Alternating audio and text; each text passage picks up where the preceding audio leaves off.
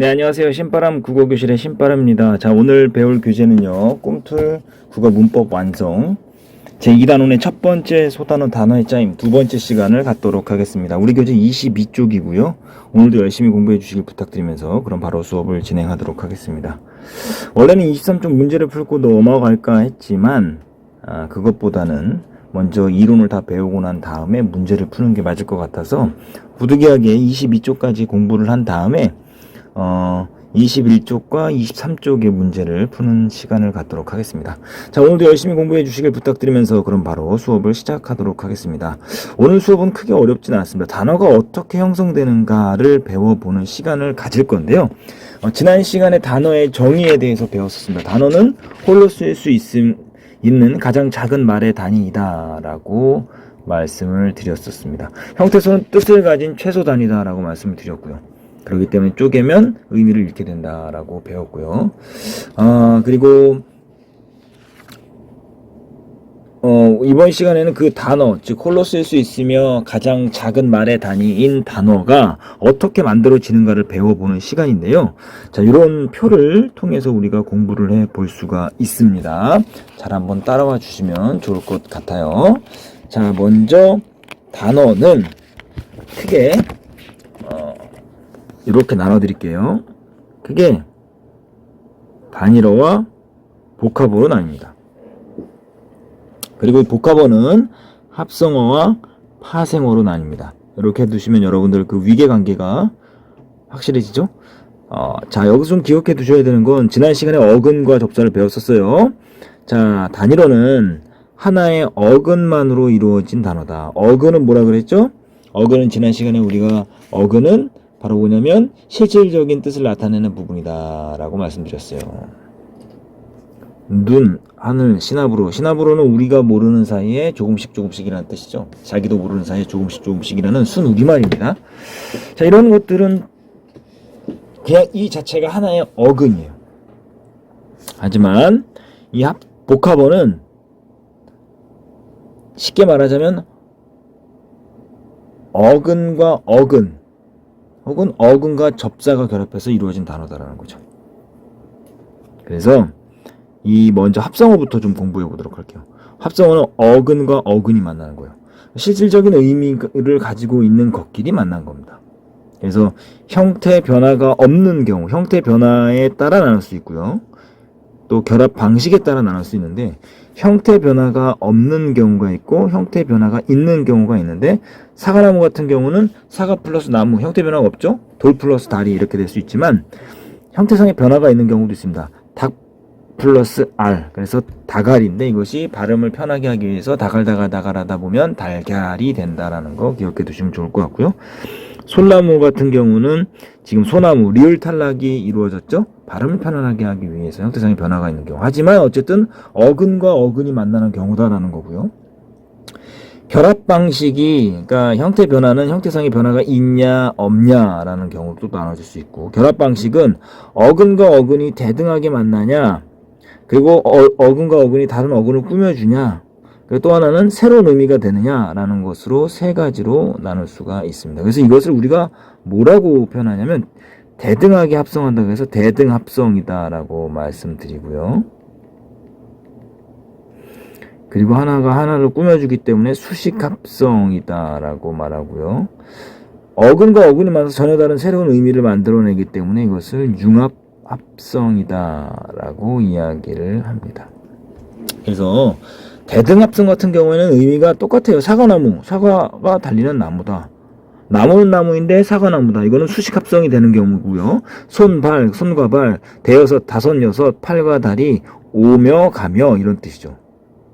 대등하게 결합되는 경우고, 수식하는 거는 다른 어근을 꾸며주는 거예요. 가방은 가방인데 책가방, 못은 못인데 새로 만든 못, 수건은 수건인데 손을 닦는 수건, 걸레는 걸레인데 물로 된 걸레. 사과나무는 나무는 나무인데 사과나무. 이런 게 수식합성. 한쪽이 다른 한쪽을 뭐 해준다? 꾸며준다라는 거죠. 책이 가방을 꾸며주고, 쇠가 못을 꾸며주고, 이런 형태인 거죠.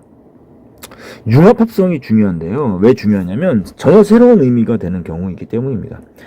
강산, 강과 산인데 대등합성인 것 같지만 이것은 뭡니까? 자연과 국토를 상징하는 거고, 쥐뿔, 쥐와 뿔인데 아주 보잘것없거나 작은 것이고, 돌아가다라는 대등합성인 것 같지만 죽다라는 의미가 있고요.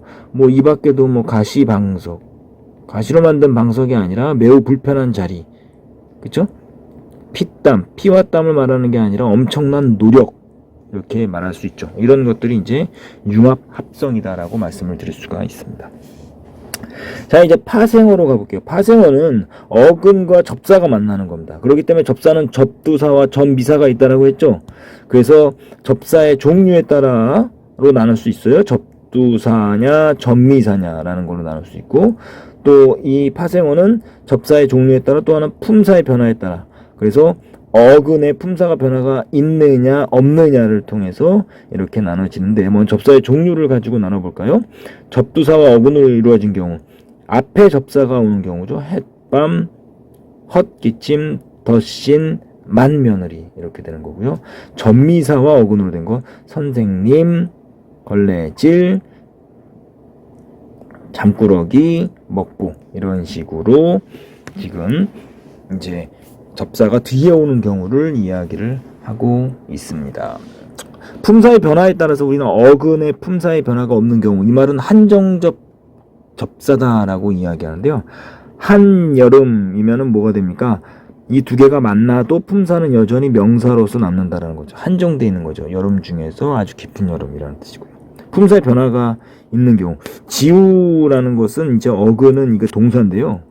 왜냐면 동작을 나타내는 거기 때문에. 하지만 이게 합쳐서 지우개라는 것으로 명사로 바뀌는 것, 이런 지배적 접사라고 말합니다. 이런 경우에는 이제 지배를 한다라는 거죠. 품사까지도. 그렇기 때문에 지배적 접사라고 이야기를 한다라는 거 기억해 두시면 좋겠습니다. 자, 그럼 이 새말은 어떻게 형성될까? 새말이라는 개념은요, 새로 생겨난 개념이나 대상을 표현하기 위해서 지어낸 말로서 이미 있더라도 새로운 뜻이 추가된 말도 새말이다라고 이야기를 할 수 있습니다. 그래서 새말은요, 어떤 특정 시대에 특정 지역에서 쓰이다가 없어지는 경우도 있지만 사회적으로 인정을 받으면 널리 쓰이게 되면서 그것을 우리가 새말로 받아들이게 되는 거죠. 생성 이유는 뭐냐면 새로운 개념이나 사물을 표현해야 할 필요성 때문에 라는 거죠. 도우미, 새집주문고, 이런 개념을 표현해야 되잖아요. 또 하나는 외래어를 우리말로 순화하기 위해서, 뭐 리플을 댓글로, 웰빙을 참사리로, 노견을 이걸 갓길로, 이런 식으로 우리말로 순화하기 위해 새로운 말을 만들어내는 경우도 있습니다. 형성 방법, 새말이 단일어인 경우는 극히 드물어요. 대체로 있는 말을 가지고 만들기 때문에 파생어가 되거나 합성어가 되는 경우가 많습니다. 그래서 어근과 어근이 만나는 꽃미남, 노래방, 둘레길, 이런 것들. 그리고 이것은 이제 파생어 중에서 접사의 종류로 인해서 파생어가 형성되는 경우, 엄지족, 다둥이, 엄지족이 무슨 뜻인지 잘 모르겠습니다, 선생님. 다둥이는 이제 많은 자식을 낳은 가족을 말하는 거예요. 누리꾼은 이제 인터넷을 하는 사람, 그리고 대모험은 아주 모험을 열심히 하는, 큰 모험을 하는 사람. 축약, 아점, 깜놀, 이런 것들 많이 쓰죠. 기존의 단어의 뜻이 추가되는 경우도 있습니다. 꽃이다. 원래는 꽂다라는 건데 이게 완전히 반해버렸다라는 의미를 갖고 있는 거죠. 자, 이렇게 해서 개념 정리가 다 끝났거든요. 그럼 이제 여러분들 문제 바로 확인하기를 풀어보시고 이 강의를 이어서 들어주시면 좋겠습니다. 그럼 문제를 먼저 풀어주시길 바랍니다. 예, 다 푸신 것으로 간주하고요. 저는 이제 여러분들과 함께 바로 확인하기를 시작해 보도록 하겠습니다. 자, 1번 보기와 같이 단어를 분류할 때 빈칸에 들어갈 말은 뭐냐? 1번 단일어는 하나의 어근으로 이루어진 단어다. 어근과 어근이 만나서 만들어지는 단어는 우리가 뭐라? 합성어다.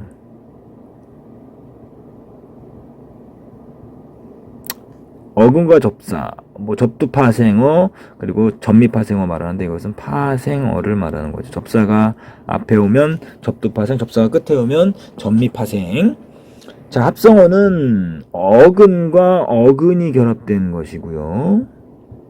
파생어는 어근의 그 뜻을 한정하는 접사가 붙어서 형성된 단어다. 3번 다음 단어가 단일어면 단, 합성어면 합, 파생어면 파라고 써보자. 그러니까 어근 하나냐, 아니면 어근과 어근이냐, 아니면 어근과 접사냐, 뭐 이렇게 찾으면 되겠죠. 강, 물, 강과 물로 나눌 수 있잖아요. 그죠? 이거 합성어죠. 어근과 어근이 만났으니까. 소리 더 나눌 수 없죠? 단일어. 똥, 오줌 나눌 수 있죠. 똥과 오줌이니까 다 어근이죠?